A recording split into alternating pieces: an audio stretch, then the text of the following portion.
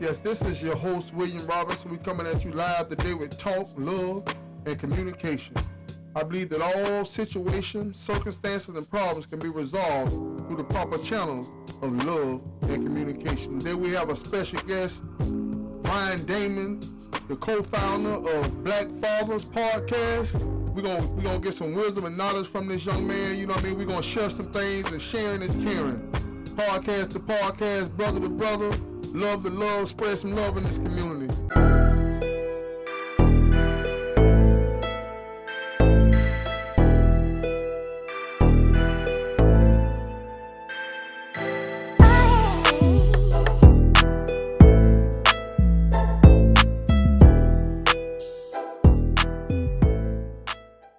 I want to thank y'all for joining me today. We're going to give my special guest a round of applause, ladies and gentlemen.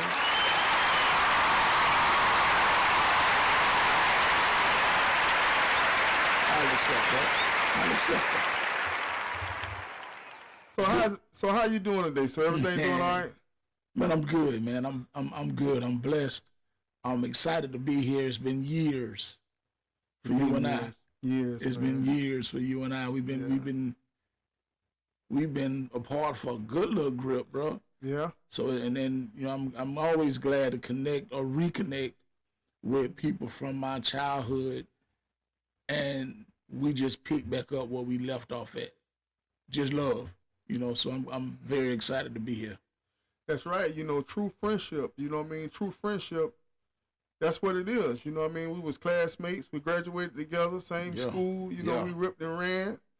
Same knuckleheads. Acted a complete fool. But we came full circle, man. We here today trying to uplift our community. So without further ado, I would like for you to introduce yourself and tell our audience a little bit about what you have going on in the community, sir.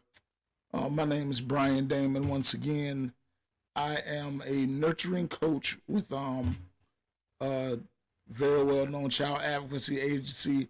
I also am a nurturing coach and trainer for the Nurturing Parenting Program and the Nurturing Fathers Program. Mm-hmm. I also have my own mentoring program called Step by Step Parenting and Mentoring. And like you said earlier, I am one of the co-hosts of Black Fathers. Myself, Ghost Williams, and my boy Wiley G. Man, I love y'all. Definitely. I when I first started my journey, I reached out to you. Yeah. And you was willing to help me and lead me and guide me in any ways that I can get to the point that I am today. That's what it's supposed to be. And I want to personally thank you for that, and the work that you was doing. You say your podcast is called Black Fathers. So tell us some of the information and the things that y'all share. Black Fathers is geared up towards helping the community by addressing the issues within our Black fathers. Mm-hmm. Helping them understand that we can change. We don't have to be a statistic. We don't have to live the same way we've been living. In order for us to change, we have to accept change. That's right. So that's what we don't just go into Black Fathers just saying, oh, this is the problem, this is the problem. Our biggest thing is going into the conversation and searching for a solution. Mm-hmm. And if we can't find a solution, we'll come back, because we're gonna figure things out. We're looking at helping our community. We gotta get our community back on track. We gotta get these young people back on track. So there's so many fathers that are not in the home. Right. So we have to work on getting the fathers back involved. Not just with the children, but involved with the family. There's no reason that a mother and a father, even though they're not together, can't co-parent without having some issues. They need to be able to co-parent. Peacefully coexist. If you don't, what do you expect your kids to do? So that's what we focus on, how to solve the problem. And and one of the things I'm big on is, if you go to someone with a problem, you should have a solution. When I come to you with a problem and I ask you, well, what do you want me to do about it? You should be able to tell me the steps that you feel that I should take. If I can't tell you the steps to take, I need to be able to hand you to someone, lead you to someone, or get someone that can communicate with you that may be a little bit more in tune with that situation than I am. That's right. That's the whole purpose of growth. We're not going to know everything. I tell my kids all the time, I don't know it all. But if I don't know what you're asking me, if I can't get you the answer, I need to be able to lead you to someone that can. Or give me a little bit, let me study on it, and I'll find the answer. You know, as you think about, y'all had a full season, correct? One full season? Yes, sir. And how many episodes? If I'm not mistaken, we did 10 episodes. And how can my audience find this content, sir? We're on Facebook, but you can also search it on YouTube under Ghost with 2 T's. It's 2 T's. So look under Ghost with 2 T's for Black Father. It's not Black Fathers, it's Black Father. We talked about, one of the things we talked about also was making sure they understand. It's called Black Father, yes. And we're working with talking to our Black fathers, but we're also working on communication with all fathers. This is something that all fathers go through. We talk about this because I can't talk to you as a Black father if I'm a white father, because I don't understand the different levels of life that we have to deal with, but I can give you the best that I got. So we have to be able to communicate on our own levels. So we like I said, we call it Black Fathers, but it's all about love. Bring everybody into the same situation and say, how do we deal with it? You know, and it goes back to the topic of this and the name of this podcast. You know, talk, love, and communication. You know, when it comes to love, everyone wants to be loved. Everyone needs to be loved. True. You know, and everyone loves to be loved. Yeah. You know, so it doesn't matter, you know, when we in the context of father, sometimes geographically we deal with different situations and circumstances. But parenting as a whole, you know, sometimes you got certain people, you know, I always say, you know, a man is a man. You know, you handle your household the way you handle your household. Every man take care of his household different.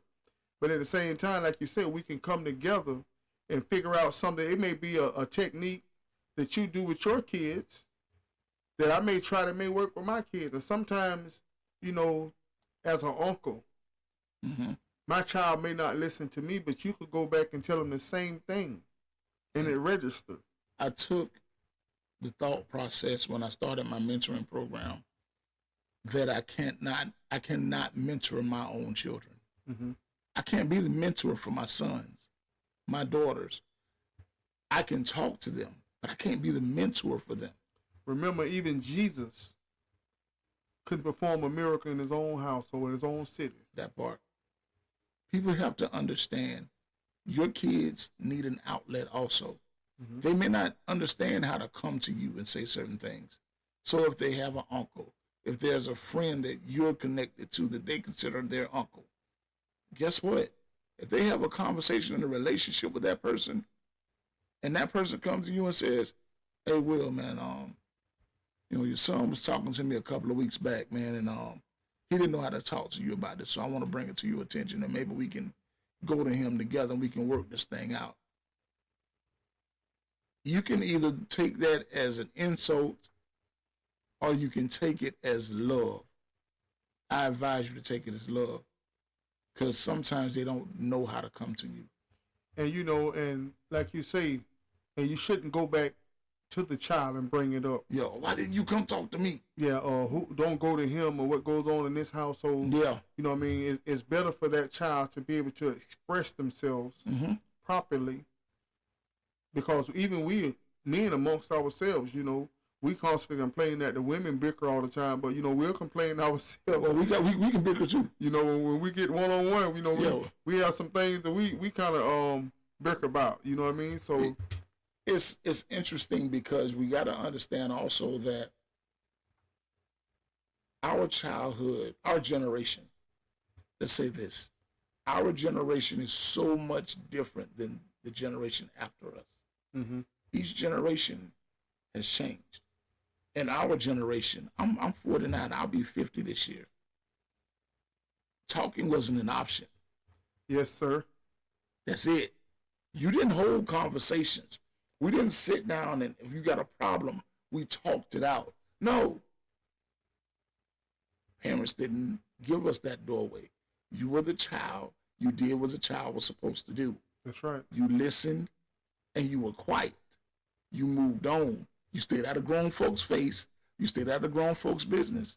So we weren't allowed the opportunity to openly communicate with our parents. Mm-hmm. So we moved on. Now we are in our place where we have our own kids, and a lot of that stuff has carried into our own households. So let me ask you something. When it comes to that, like I say, I was gone for 18 years, and I always say, I have my own problems sometimes, and I say, well, I miss the era when the adults have to submit to the kids. I miss that. Gotcha. So I have my own problems within my family from time to time because I miss the era of a child dominating the parent. I just can't comprehend that. I don't. Let me stop you because I like that you said it like that. That era doesn't exist. Not to me either. Watch this. That area doesn't exist. That era doesn't exist. There is no such thing as the parents submitting to the children. But we see it all the time. We see it all the time because parents had their hands tied when they were told that they can't do certain things. You're not allowed. You shouldn't do this. You shouldn't do this by the government, by the government stepping in and saying, "Hey, no, you shouldn't spank your kids. You shouldn't do physical discipline." Those types of things we felt handcuffed us. Because in our generation, us growing up, spanking is what we got when we got in trouble. This nation supposed to be founded on the principles of God. Okay. On the Bible. This supposed to be a Christian nation, correct? Christian-based nation, yeah. And if I'm not mistaken, the Bible tells us if you spare the rod, you will spoil a child. Have you ever read that whole verse? That whole chapter? Yes, and it tells us if you beat him be time, that means early. If you spank his butt early, you don't have to spank him later in life. You know what I mean? And I believe certain things are worthy of talking to. Okay. Me, myself, I start young. When my children are old enough to say stop and no, that means they know what it means. That means when I tell them to stop, okay, and when I tell them no, you do it. And I just pop the hand, and I be consistent. And by the time they start to go to school, you don't have to spank them. You just, So watch this. When a child is old enough to say stop, no, that's not the age of you know what you're doing. We have to keep in mind that children mirror what they hear. Mm-hmm. So when they hear us say stop, when they hear us say no, because we tell them to stop often. We tell them no often. So what happens is that's one of the first things that come out their mouth was we tell them to stop so often. So what I try to tell the parents that I work with is don't look at it as being rebellious. Look at it as a learning moment. So how about trying to adjust what you're saying? Not just say stop. Because when we say stop, that's it. How about saying stop moving this? Stop touching this. Stop doing this. Because what that does is it gives you an understanding. It gives your child the understanding that there's something that I'm doing that I have to stop. I don't just need to stop. There's something that I'm doing that needs to stop. And I agree with that. That's proper communication. Now, along with that goes this, and I hate to cut you off, but along with that goes this. Your segment of talk, love, and communication is where what we didn't get as kids. We didn't have the communication. We didn't have the opportunity to sit down and talk. I can't say that about everybody, but I know in my world, that wasn't an option. It was more of a dictatorship. Yes. I'm the parent, You're the child. Yeah. And that's that. You know, the rules is the rules. Do as I say, not as I do. That's right. A lot of times you have parents may look at a child and say, I might not never catch you smoking a cigarette. Yeah, yeah. And they smoking a cigarette. You know, but even Jesus told us when it came to the scribes and the Pharisees, he said, do as they say, not as they do. Because they was teaching the law. They would tell you what's right, but don't do what they do. Behind closed doors, they was wicked. Living a double life, you know. So, you know, I believe when it comes to parenting, I'm stern. I love them. My nieces, my nephews, you know, I let them know, come here, Uncle, I love you. They see me, all my younger cousins, they run to me. I only been home a year and a half. And they run to me, you ask them, who is your favorite cousin? Who your favorite uncle? Mm-hmm. And, you know, they're going to scream my name because of I let them know that I love them. Yes, sir. In the very next breath, I'm very stern at the same time. Right is right, wrong is wrong. Mm-hmm. I could just tell you I love you. I believe that when a parent say to a child, go clean your room or it's time to eat, you don't finish playing Roblox. No. You don't get to finish doing tell mom, wait a minute, I'm almost done with this game. It doesn't work like that. You know what I mean? I don't understand that.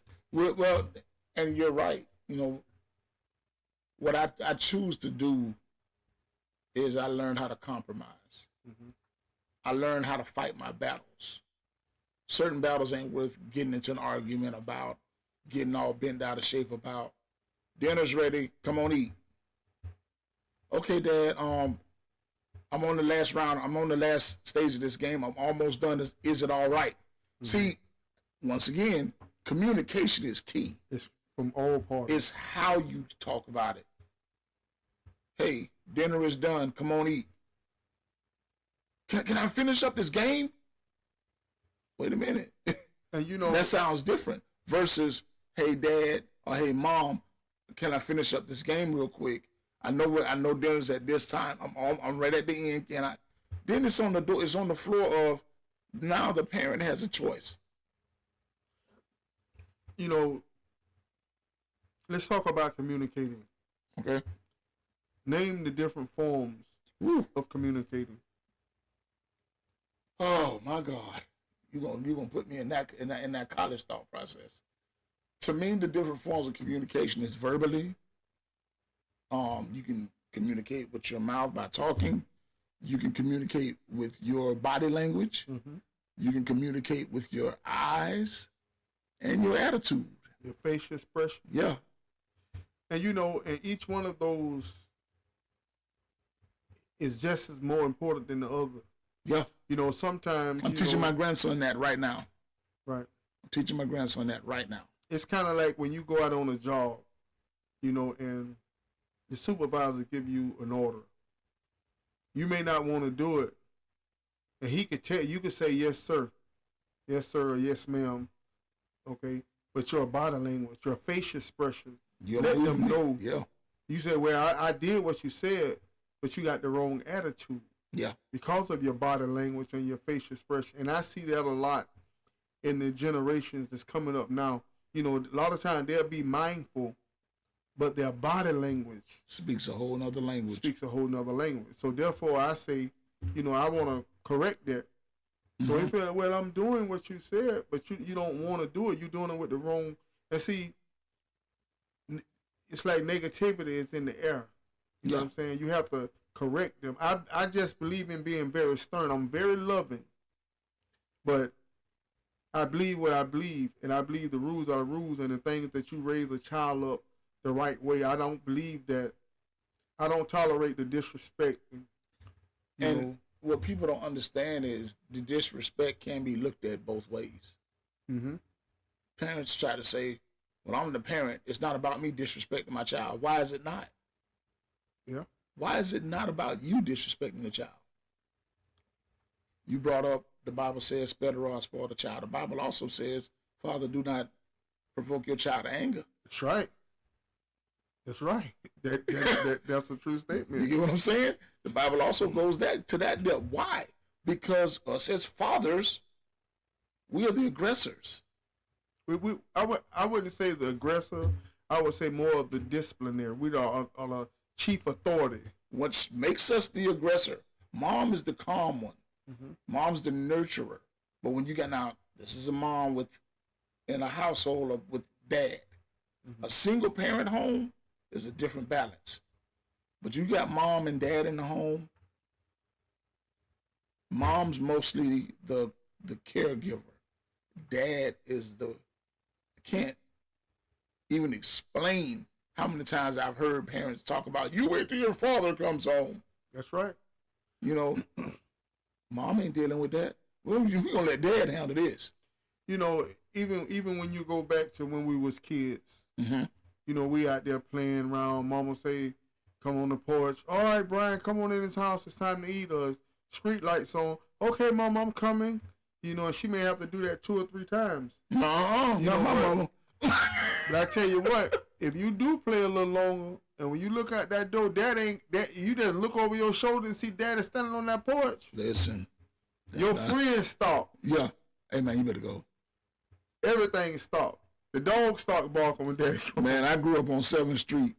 As a child, I grew up on 7th Place, right down Jones side. Mm-hmm. Listen, we knew the street light came on, you in the house. You know, it's funny. I interviewed a 106-year-old woman. Ooh, praise God. The other day, her episode should be coming out soon. And I asked her, I said, ma'am, what's the main difference from the time when you was growing up, you as a young lady, compared to the times of now? Respect. And the first thing she said was the kids. Mm-hmm. They're so different. You know, they are so much smarter than we are, mm-hmm. intelligent wise. You know, I had a nephew born.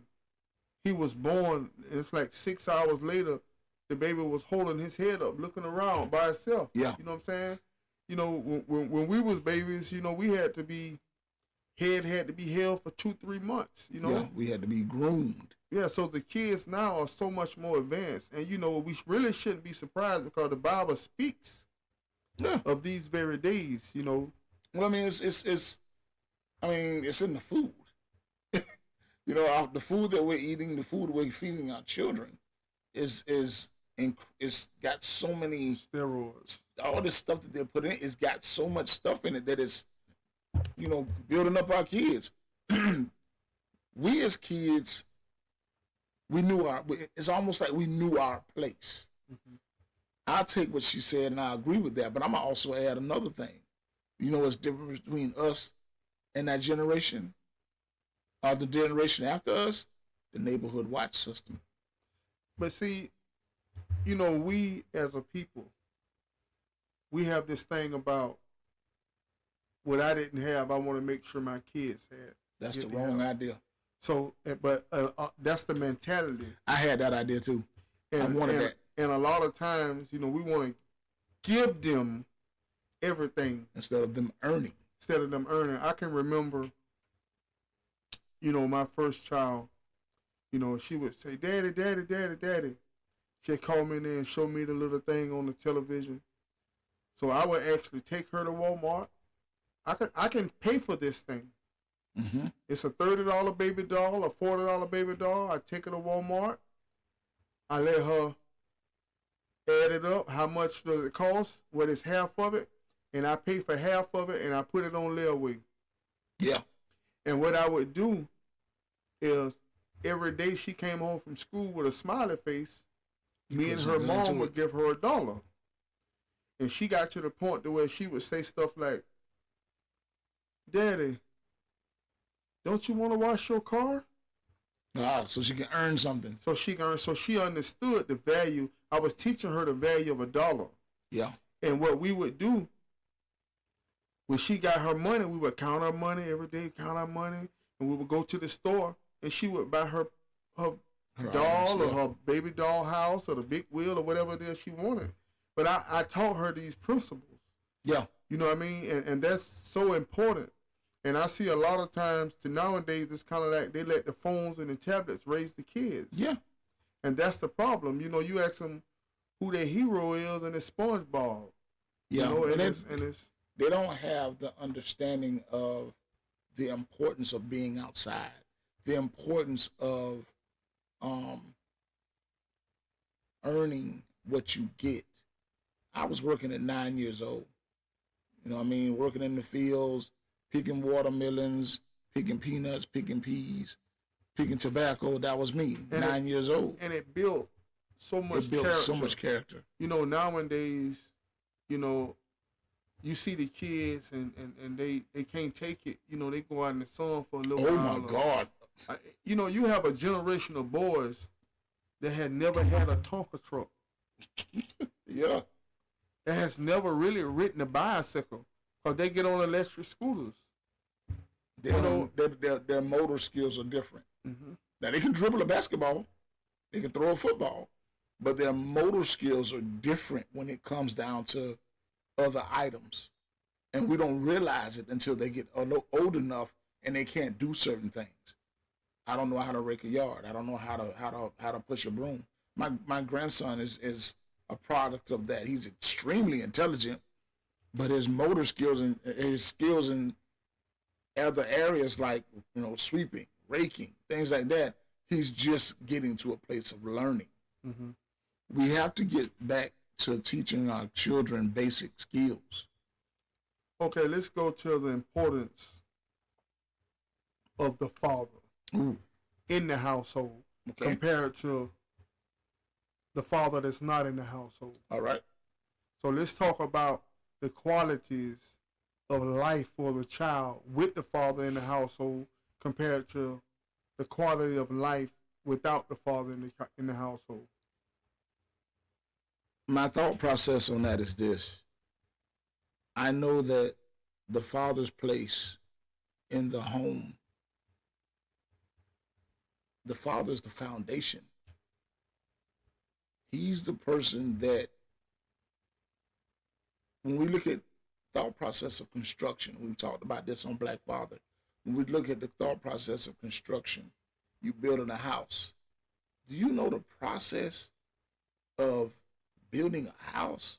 When you got to clean off the property, when you got to dig all those roots up, you got to clean all that negative stuff out of the way just so you can lay the foundation down.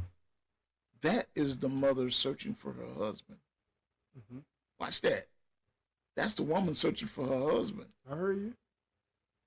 Now, all that digging up and cleaning all that nonsense out to actually build the characteristics of a husband that you're searching for. You want to make sure all this stuff is right. Now you've seen it. You good with what you got. So now you're going to lay the foundation. Now the foundation is being laid. This is where marriage comes into play. Now the foundation is laid. The husband is in the home. The foundation has to get solid.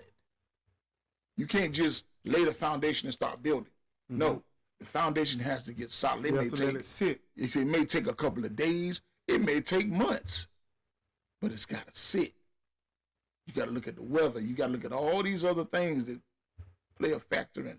Mm-hmm. Now, once that foundation becomes solid, then mom comes into play. Dad's the foundation. Mom is the structure. Not the walls, not the roof. She's the structure. She's the framework. Why is mom the framework? Because mom puts everything in its rightful place.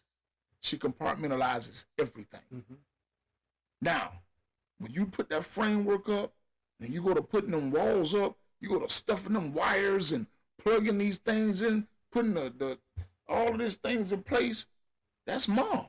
Everything that needs to go in its rightful place is being put there because mom knows where everything is. That's right. The children make the house. You know,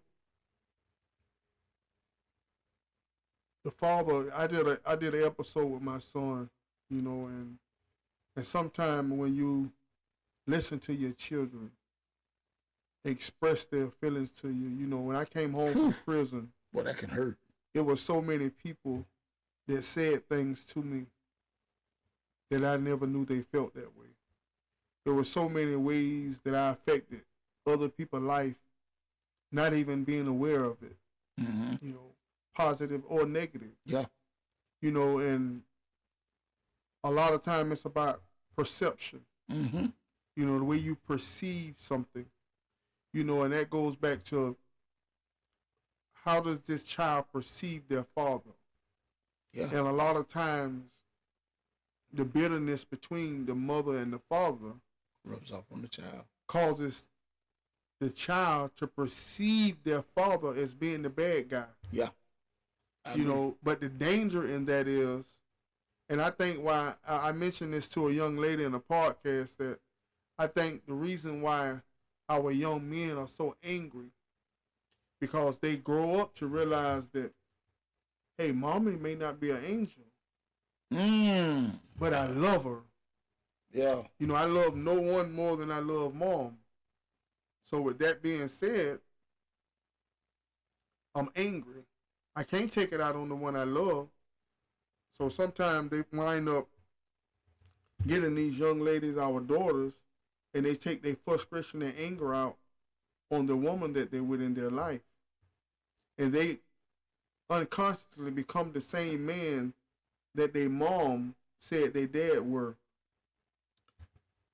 I wrote something a while back. I want to share it with you if it's okay. Mm-hmm. Yes, sir. It's called Muddy Shoes. Mm-hmm.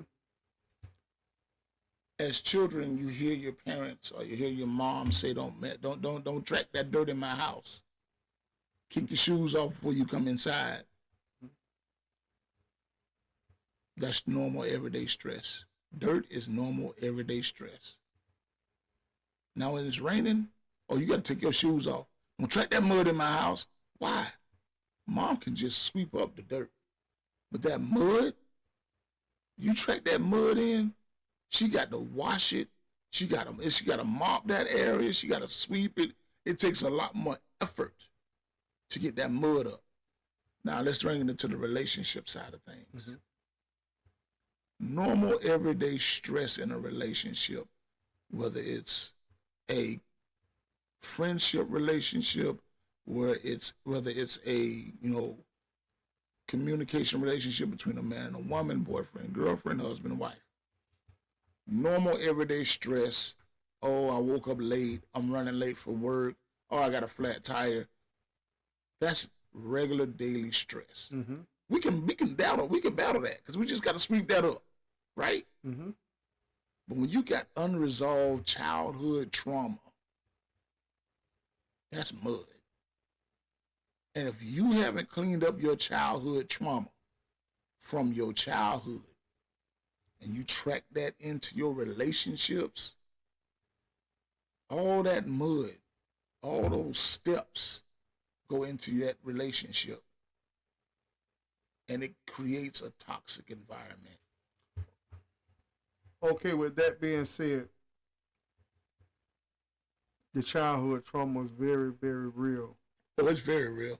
And it's so many times, especially with us as a people, we try to be so strong. Don't nothing bother me. I ain't studying. It don't bother me. I do it myself. Why is that? I believe that personally that it comes from our history in this country. Okay. I believe it's from the history of the jealousy and the envy and the despisement that was inflicted amongst our people. Okay. If I had to do the dirty work and you did the easy work, it's kind of like I look down. A lot of times we were put in positions to look down on each other. All right.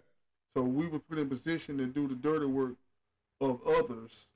If you follow what I'm saying. I got you. And I think that we have something about when we look up, and I can't understand it. I'm gonna give you an example. I remember when I first got to prison, and we was leaving the rec yard, and we had this officer, black officer. We in the Panhandle. Pretty rough up there. Yeah. You got people that will harm you just for the color of your skin.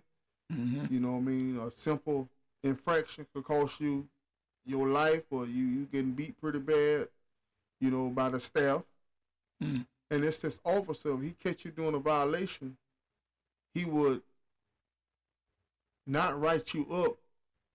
He would tell you to go find a scripture in the Bible to correct the wrong you did, and you give him that scripture, everything was good. So one day we leave in the rec yard, and you know, they had a gun tower. Mm-hmm. So as the inmates leave the rec yard and go back to the dorm, you got the man up there with a gun, with M16. Mm-hmm. You know, he looking down, anything get out of hand, you know, hey, lay down, you don't want to lay down, they get to you. So the man is upstairs. The black man is upstairs. So as we walking, I heard one of the inmates say, "Look at this Uncle Tom up here with the gun." And I thought to myself, so you rather have the other man up there holding the gun, that's okay, but you don't want him holding the gun. Mm-hmm. The man that's trying to input Jesus Christ into your life, the man that's trying to help you be a better person, the man that's actually trying to catch you to stop the other man from catching you. You follow what I'm saying? Yeah. And it's amazing. It goes back to perception. I would ask that person to also study Uncle Tom. You might want to really learn who Uncle Tom actually was. Hmm. I looked that up one day, and it really, I'm going to have to send that to you. It was really interesting. It was eye-opening. Mm-hmm. Because I was under the impression that Uncle Tom was the bad guy also. Yeah, but exactly. He wasn't. And see, and that goes along with a lot of our history. It's twisted. Mm-hmm. You know, but to me, I just believe that love conquers all, man. Man, if we would have grown up with the same mentality that you're trying to show folks now, if we would have had that instilled in us, that love conquers all. My door is open if you want to talk to me. I'm here. We can communicate. You don't have to be afraid to come talk to me. If we would have grown up with that, imagine how our morals and values would look to our children now versus taking what we had and trying to piece together parenthood. You know, I think now, you know, with my maturity and my relationship with the Lord Jesus Christ caused me to be the man that I am today. Definitely. You know, and I don't think that, you know, I was a bad child. You know what I mean? We was bad. Yeah, definitely. You know, it's a difference when you wake up in the morning and you go out the door and you don't come back in until nighttime. Yeah. So you got more to get into. You got more to plunder around. You are doing things. Yeah. You know, you being adventurous. You got opportunities to get involved. Opportunity. You know, nowadays, telling a child to go outside is like pulling teeth. I mean, they don't want to do it. No, you know what I'm saying? I mean, they don't know nothing about walking from Busby Quarters all the way to the auditorium just to get in the pool with that 50 cent. That 50 cent, yeah. With them 2 quarters. They don't know nothing about the neighborhood candy lady. You know what I mean? The lady or the ice cream lady that sells the lily dealers in the ice cream. They don't know nothing about that world. Sweet potato pie. Come on, man, don't do that. And see, nowadays, it's a trust factor. You know, I don't want my kids. Don't go around my kids. Once don't again, send my kids. The neighborhood watch system. You know, the neighborhood watch system has fallen apart. When we were kids, the neighborhood knew everybody in the neighborhood, and if you ain't from the neighborhood, we need to know who you are. We need to know what your purpose is over here. Who you here to see? And on top of that, you know, anyone in the neighborhood will tear that butt up. Yeah. You can go across the street and be at and the neighbor will call your home and let it be known I had to get on so and so, but he all right there in the backyard playing now. And it was no strings attached. See, I didn't want the neighbor to tell my mom because I'm gonna get another one. I'm gonna get another one when I get home. Yeah. Because I'm out there making mom. One thing about my mom make your mama look bad. My mom raised 4 boys. Right now in my mom's room, she has 4 diplomas. That's it. And I'm 14 years older than my baby brother. Mm-hmm. You understand what I'm saying? You know how hard it is to have 4 sons graduate from high school? Yeah. You know, and her one thing, you know, she my mama wasn't a spanker. Mm-hmm. But you ain't going to that school acting like no fool. Got her coming out here looking like don't make me leave. She ain't taught you. Don't make me leave work. Don't make me have to come up to that school. Don't make me look bad. Don't let them people call my phone. And number one, do not look at me in my face and tell me a lie. That's it. That's it. If I got to come out to that school, you better make sure you got your stuff together. Okay, we're going to get back. You say that you have a step-by-step mentor and parenting. Yeah. Give us more information about this. How is my guest able to get involved in this if they have a kid that needs some attention? Right now, we're working on getting all of the paperwork together for the nonprofit side of things. What I'm wanting to do is I'm wanting to work with at-risk youth. My years working with the Juvenile Detention Center was awesome. That was my greatest job. I loved what I did there. But I found out when I left there that I was falling short because all I was dealing with was the kids.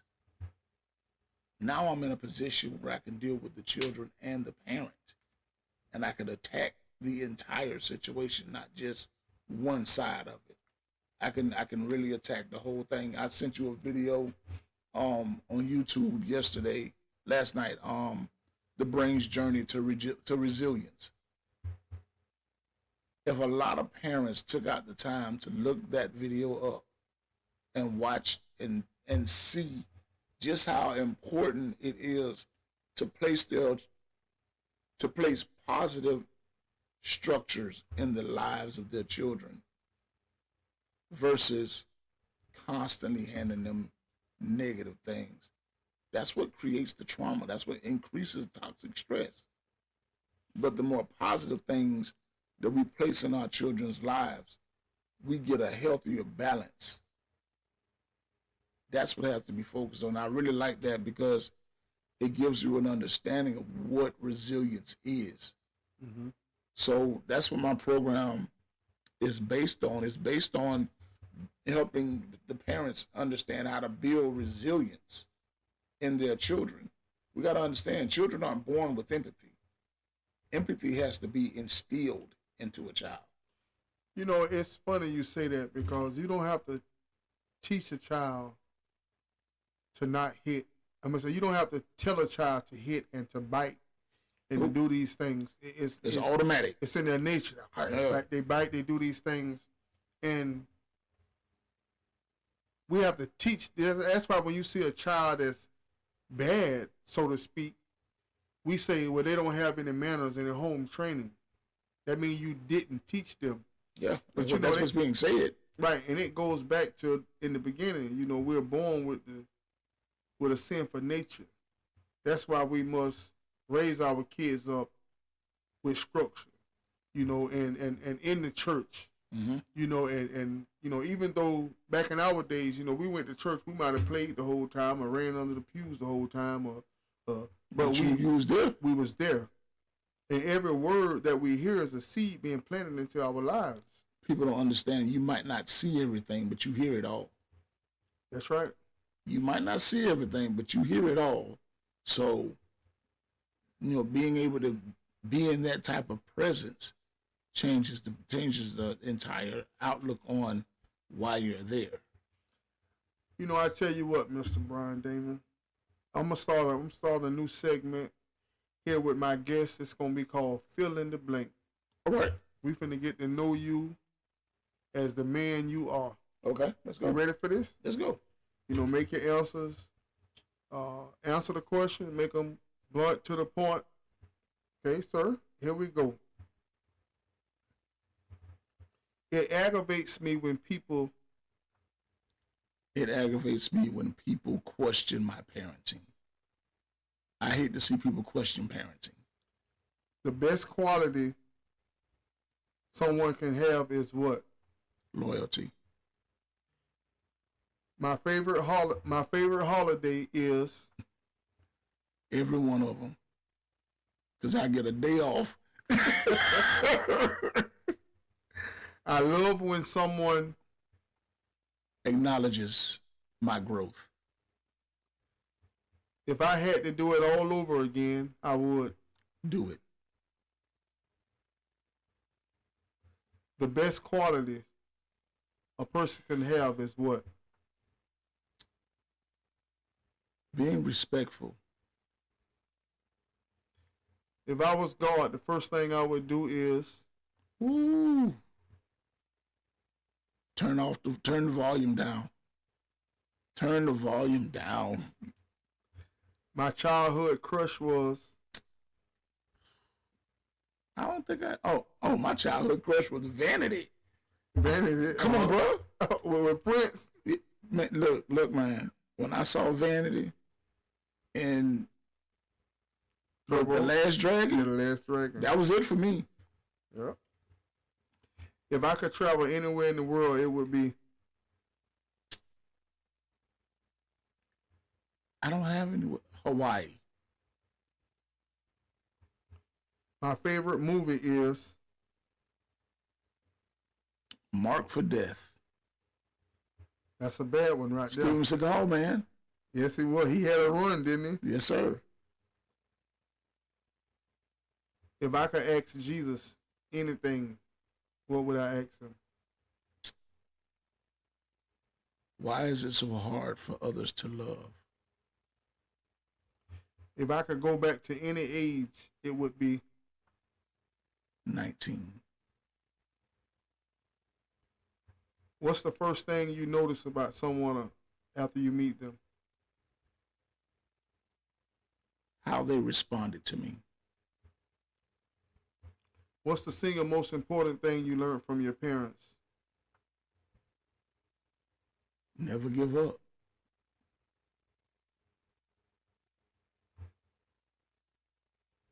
If you was the president of the United States, what would be the first thing that you would try to put in place for this country? I would really try to put something in place that would help remove the homeless from the streets.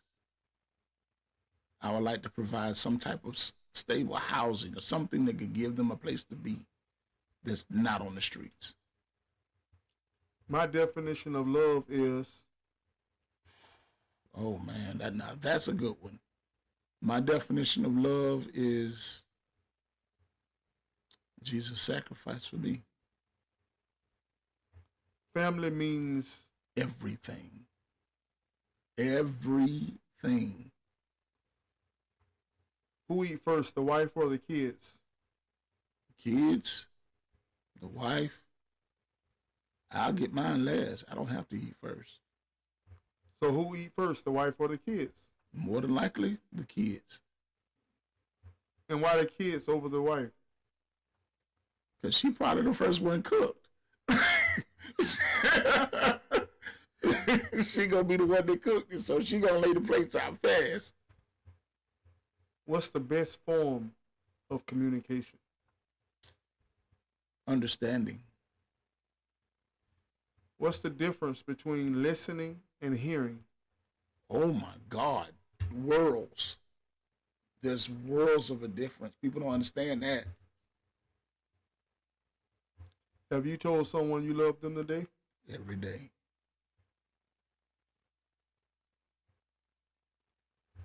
Now, upon that, now you get to ask me anything you want. This AMA, ask me anything.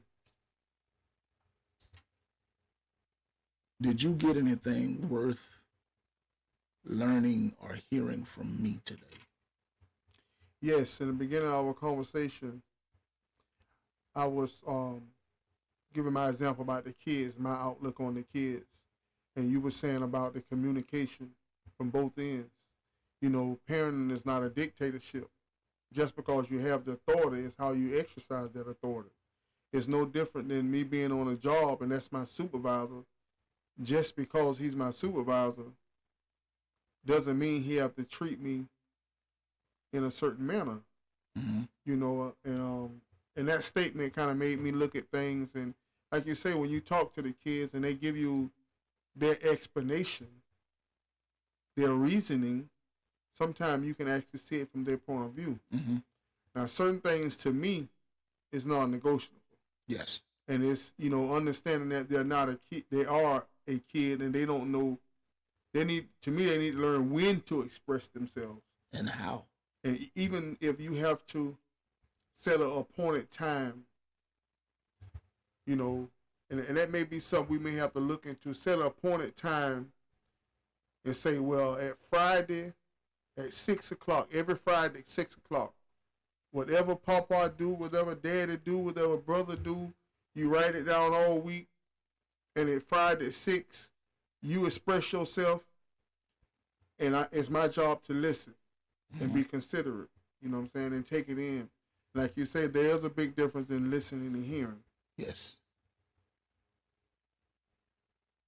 Being home now, what have you found to be the most important lesson you've learned from then to now? Obedience. Yeah. And, you know, from when I left to now, obedience in my relationship with God. Gotcha. You know, that's the single most important thing.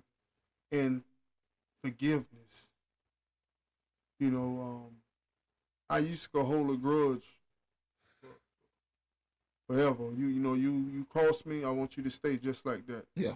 However you feel right now, I want you to keep feeling like that. Yeah, keep that same energy. And, you know, I struggle with, you know, before I came home, there was a few things that one of the main things I didn't want to come home to was my ability to shut people out. Mm. You know, in prison, you know, you surround, it may be one dorm with 90 men. Some of these people, tune it out. Some of these people you would have never have came in contact with in your life outside of being in prison. And some of them are, you know, I love everyone. And I always was a person that people know that when I'm hurting, I can go talk to. They call me Bulldog. I can go talk to Bulldog. Mm-hmm. You know what I mean? But when you cross me or you're not my type of person, I just shut you down. We live in the same dorm. We eat together, shower together, everything. But you just not my person. You know what I'm saying? Mm-hmm. And when I came, I didn't want to bring that attitude home. And as much as I love, I realize there's a, you know, I'll be fooling myself if I think that I can get rid of 18 years of prison in a year. Mm. You know what I'm saying? It's some of it lingers, but I'm aware of it, I believe. Gotcha. My last question would be, if you could do it all over again, how would you handle things? If I could do it all over again, I would definitely choose the path that I was taught as a child. I would have stayed in the church and not strayed. I would have took heed to the teachings. And it was so much of me picking it up for myself. You know, when you're a child, you go and, like you say, you're in the atmosphere, you hear everything. Mm-hmm. It's a difference in hearing and knowing. Yeah. And it only took me one time to read it for myself, and I never was the same. So I think I would have read the gospel much, much earlier. Understood. My reasoning for saying that I would do it all, if I had to do it all over again, I would. because I became someone after being told and denying what was told to me. Mm-hmm. A woman from my mom's church told me, "You want to be a counselor? Well, God told me to tell you you're going to be a counselor." I was 21, 22. You're going to be a counselor. God told me to tell you you're going to be a counselor. I laughed in that woman's face. I was like, I don't even like people like that. Yeah. You might want to go back and talk to God again because God told you wrong on that one. And sometimes that's how we know that it's God. Yeah. When it's something that we don't want to do. You know, even when it comes to this podcast, you know, when I left, there was no such thing as a podcast. No. I had never heard the word in my life. About my last 3-4 months, about, you know, I prayed, I would do my meditation, my fasting. The word podcast kept coming to me. I'm trying to figure out, what is a podcast? What is, you know, and you know me, I can be a joke, so I can be the life of the party. You know what I mean? So it's easy for me to get on here to talk about my beloved Miami Dolphins. Oh, Lord. You know, or y'all might actually do something. Or yeah, we got a shot. We got a shot, big shot. Yeah. And you know, talk about the same thing everybody else talk about. You know, the men do this and the women hate that. To turn more men against the women and the women against the men. You know, but God told me to do this. And he placed the love in my heart. Man, I love different, man. You know, being in prison away from your loved ones, man, it's causing you to love different. Yeah. You yearn for your family. Yeah. You know, and it's, I just love on a different level. You don't miss what you have until it's gone. You know, and what's in my heart, man, is it's like I'm an alien. Understood. You know what I'm saying? And but you know, I remember praying. I'm like, well, Lord, I fell and broke my leg. And I'm laying there in the bed with my leg up. I'm like, well, Lord, I do 18 years in prison. Why I come home to this? You know what I'm saying? I had surgery. I had to learn how to walk again. Lord, I can't. You know, why I get dealt this hand? You know? And then when I fell and broke my leg, all I could think about was Jonah. You know? And I remember laying in that bed. I said, well, Lord, if you allow me to walk again, I'll take what I have. And I hit the ground running. I've been studying this podcast and fighting and clawing and scratching, you know, but he even gave me the name of it. You know, I learned from experiences. I said, well, Lord, I got a pen and paper. I set it by my bed and I prayed. I said, Lord, speak to me, minister to me in my sleep, Lord. You know, give it to me, Lord. This is what you want me to do. And when I woke up that morning, it was scribbled on a pad. Talk, love, communication. All right. I can take that. I can definitely take that. And that's what it is, you know. A lot of people, you know, they don't understand how divine intervention works. You know, and that's what that is, you know, just God's communication with you. Being able to open your eyes in ways you had no idea could happen. You know, I've learned how to be a father by allowing my children to help me father them. Because I didn't know what I was doing. I didn't have a father growing up. You know, I had an in and out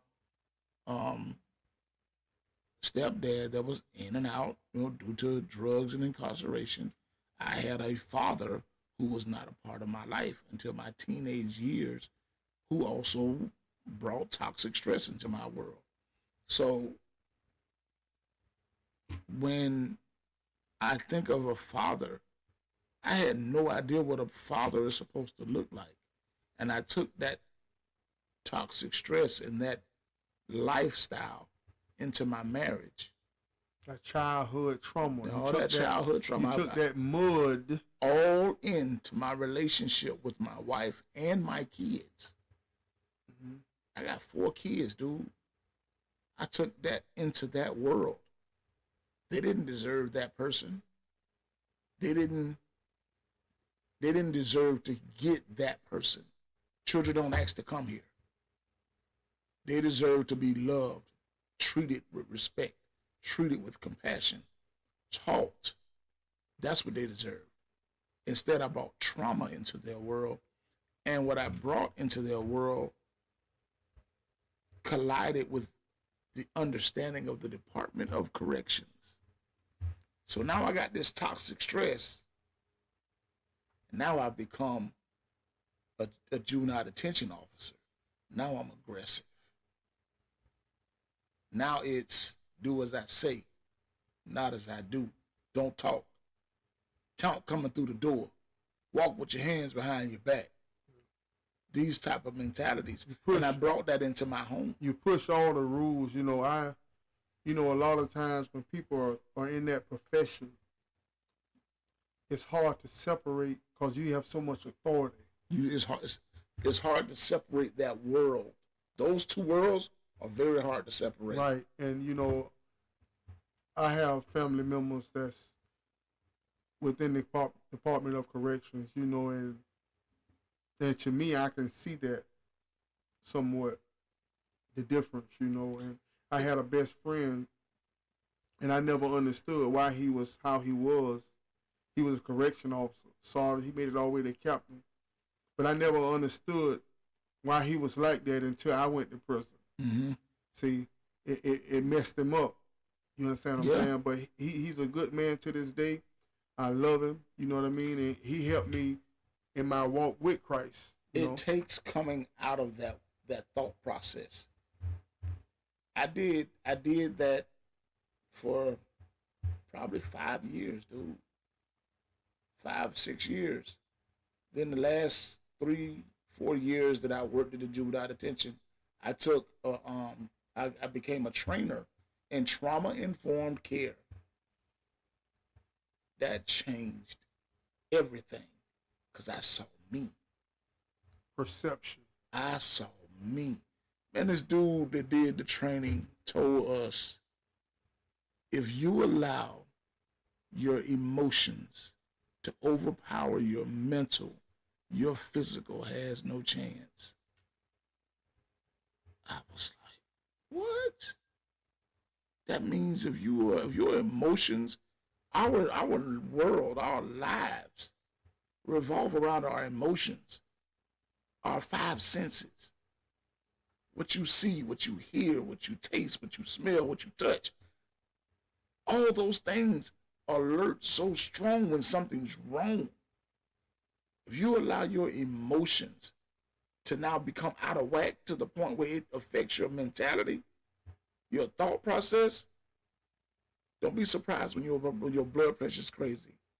Don't be surprised when you've gone to a place where now you're under depression or under distress, because now everything's out of whack. I tell you what, Mr. Daymon, I want you to look into this camera over my shoulder here, and I want you to share any last words and thoughts that you have with my audience, sir. This is Brian Daymon. I'm going to tell y'all, take out time to communicate with your children. Take out time to understand that they have a voice. I'm not telling you that you don't have a voice, but open the door to listen. You're not going to like everything they say. You're not going to like everything you hear, but I advise you to listen. It only takes 10 minutes. It only takes 10 minutes. You can find out in 10 minutes after your kid comes home from school whether your child is a bully or if your child is being bullied. Just listen. Take out the time to open up the door for them and watch how they'll take what you have given them and carry it on into their life. My last thing, fathers, find out what is it that you want to leave your children. Legacy question. Okay?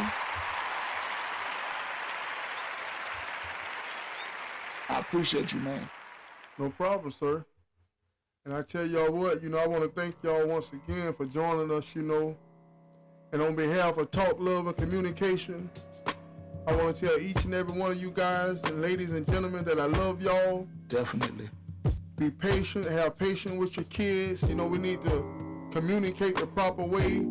You have a little understanding, honestly. Use your authority in the same way that you want your authority figures to treat you. Love each other, communicate, unity. We have to stick together in times like this. Treat your family as your loved ones as your family. Want to thank Brian Daymon. You know, I want y'all to look up on YouTube, Black Fathers, on the Ghost with 2 T's. Black Fathers, they have a whole episode. They have a whole season with 10 episodes. And I want you guys to go and check them out, Mr. Brian Daymon, moving forward. And on behalf of Talk, Love, and Communication, if no one told y'all they love y'all today, William Robinson loves you.